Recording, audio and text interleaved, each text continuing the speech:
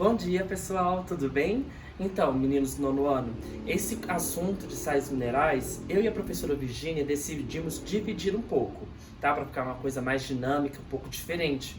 Então, ela falou com vocês um pouquinho sobre a estrutura química, falou um pouquinho sobre a importância no organismo e também sobre os isotônicos, né?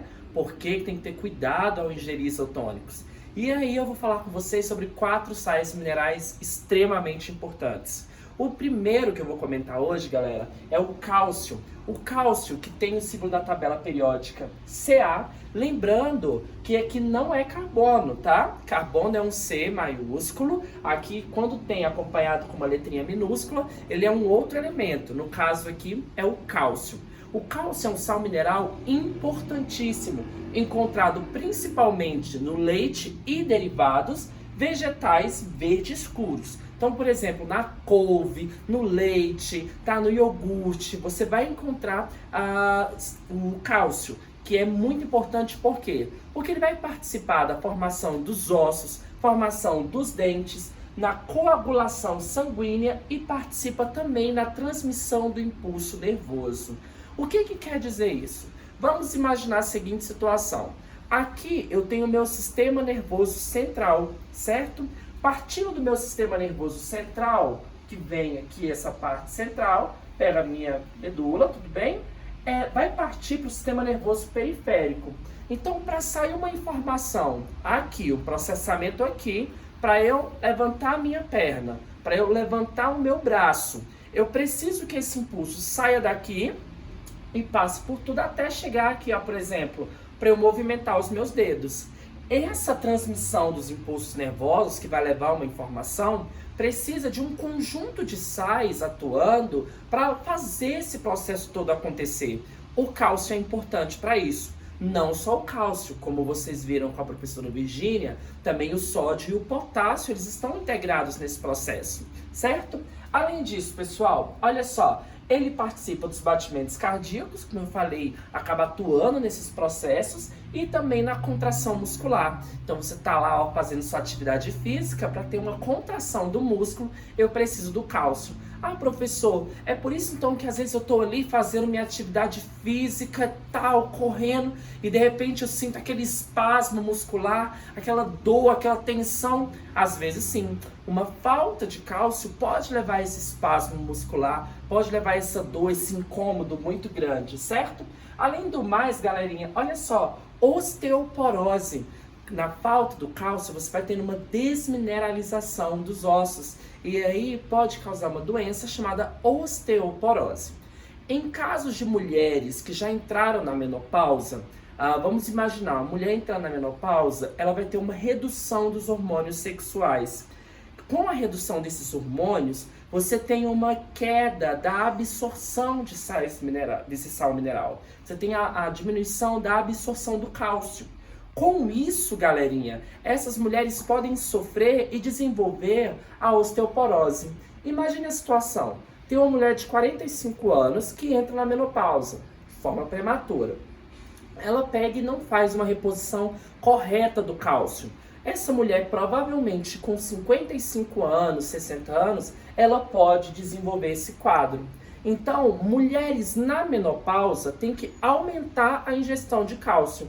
Claro que com acompanhamento de um endocrinologista. Então, olha só, aqui nós temos a necessidade diária em miligramas, nós temos 1000, tá? A necessidade para todas as pessoas, e mulheres pós-menopausa passa para 1.300. Eu tenho que ingerir, a mulher na menopausa tem que ingerir um pouco mais para poder suprir essa necessidade, certo?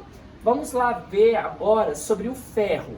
O ferro de símbolo, olha só, Fe, ele é muito importante, galera, porque ele vai compor uma proteína chamada hemoglobina. A hemoglobina, ela é uma proteína que vai funcionar no nosso organismo transportando oxigênio, transportando CO2, ela vai transportar gases no nosso corpo, certo? Essa hemoglobina, ela está ligada às hemácias, tá? As hemácias, que são células do nosso sangue, tá ali, ó, ligadinho com a hemoglobina.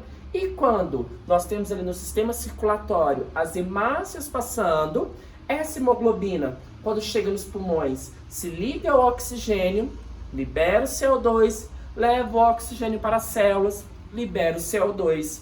Então, a grande importância da ingestão de ferro é manter no seu corpo, olha só, essa hemoglobina, porque sem ela, galerinha, infelizmente, vai gerar um quadro de anemia, tá?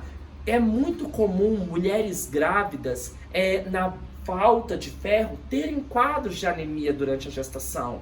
Isso não é nem um pouco interessante. Então vamos imaginar, uma mulher que está gestante, que precisa de uma suplementação de ferro. O que ela vai ter que ingerir?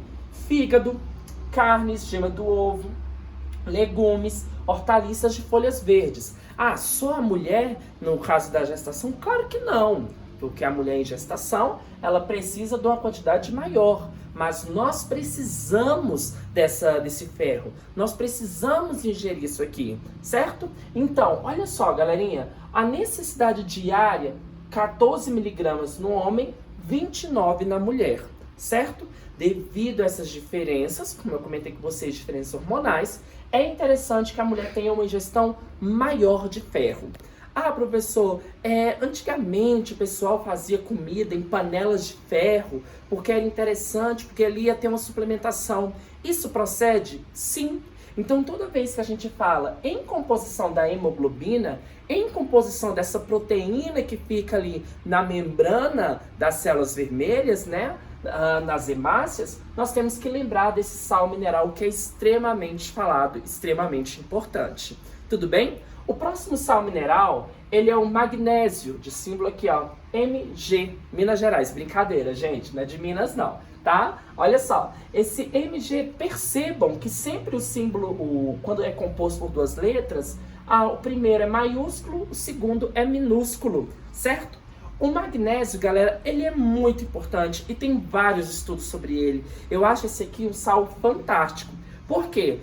Tanto as plantas quanto os animais precisam bastante desse sal.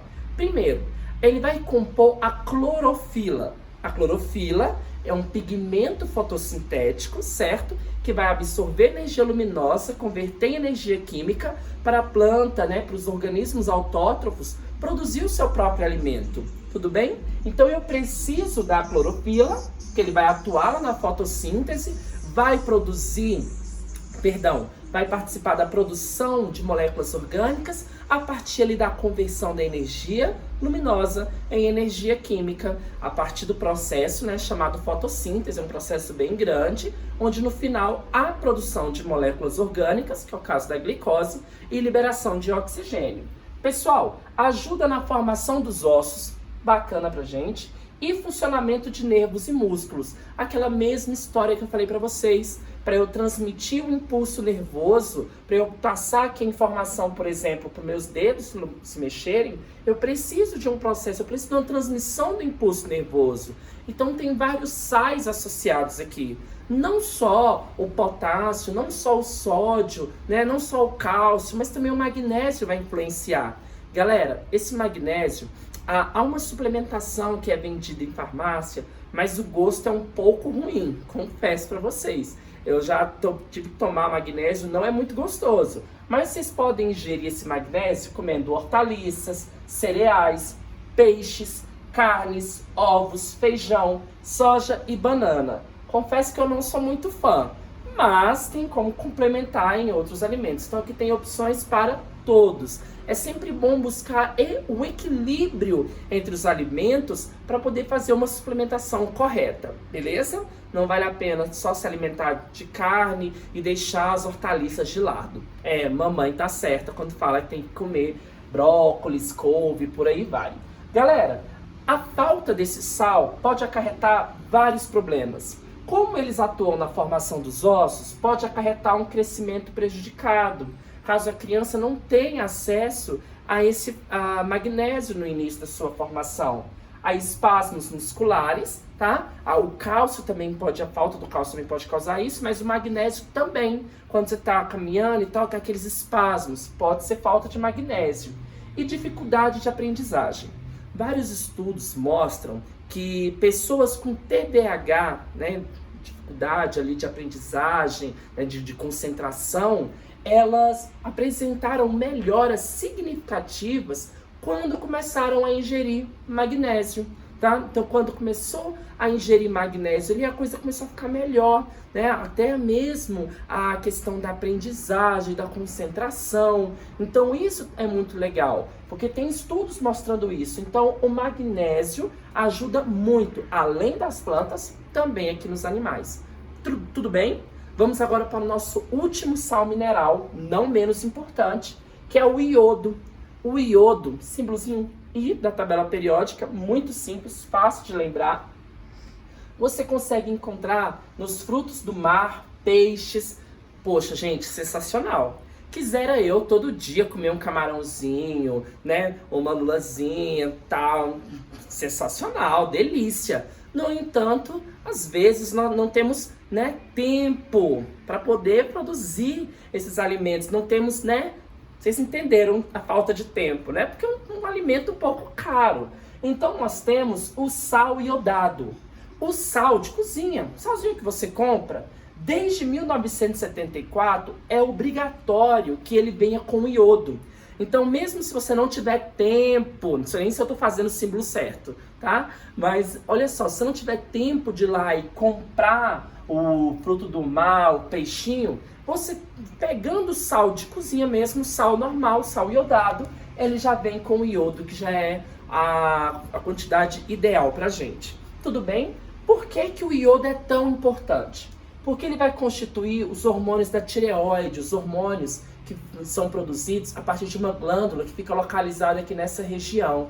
Professor, quais são esses hormônios? Vou resumir para vocês. É o tal do T3 e do T4, tá? T3 e T4. Meninos, esses hormônios, eles regulam praticamente todo o nosso organismo. Ele vai regular a glândula suprarrenal, os hormônios sexuais, todo o nosso corpo é regulado pela tireoide. A tireoide influencia em tudo, até mesmo no humor. Então é interessante que nós tenhamos uma ingestão correta de iodo. Professor, então agora eu vou garrar nesse sal iodado, vou comer sal iodado adoidado, vou garrar no camarão. Calma. O excesso de iodo e a falta de iodo causam problemas, certo? O excesso de iodo pode causar uma doença chamada hipertireoidismo. E a falta do iodo, hipotireoidismo, certo? Já devem ter ouvido falar. A pessoa que tem hipertireoidismo, geralmente, tá? São pessoas que têm um metabolismo mais acelerado, né? Que acabam emagrecendo com muita facilidade, pode ter facilmente problemas cardíacos e respiratórios, ok? A pessoa com hipotireoidismo, geralmente, tende a reter um pouquinho mais de líquido, de peso, ela tem um metabolismo um pouco mais lento, afeta outros hormônios. E o principal sintoma, assim, da falta do iodo é o bócio, que é o inchaço dessa glândula. Essa glândula incha tanto, aumenta tanto, que pode chegar aqui assim, ó, é visível esse inchaço. Então é interessante manter uma ingestão correta de iodo. Pessoal, olha só, nós precisamos de 0,14 miligramas de iodo por dia. Poxa, é pouquinho. Então o que eu falo? Só o sal iodado já tá massa pra gente, tá bom? Professor, mas eu não quero comer o sal iodado, eu quero comer frutos do mar. Beleza, maravilhoso. Convida que eu também quero, tá bom? Então, meninos, esses foram os nossos 4 sais minerais importantíssimos. Sempre caem, sempre falamos sobre ele, tá? E vocês viram a necessidade da ingestão correta. Tudo bem? Todo mundo aprendeu? Faz aí um comentáriozinho pra mim, tá? E é isso aí. Bons estudos, galera. Um beijo enorme. Fica com Deus.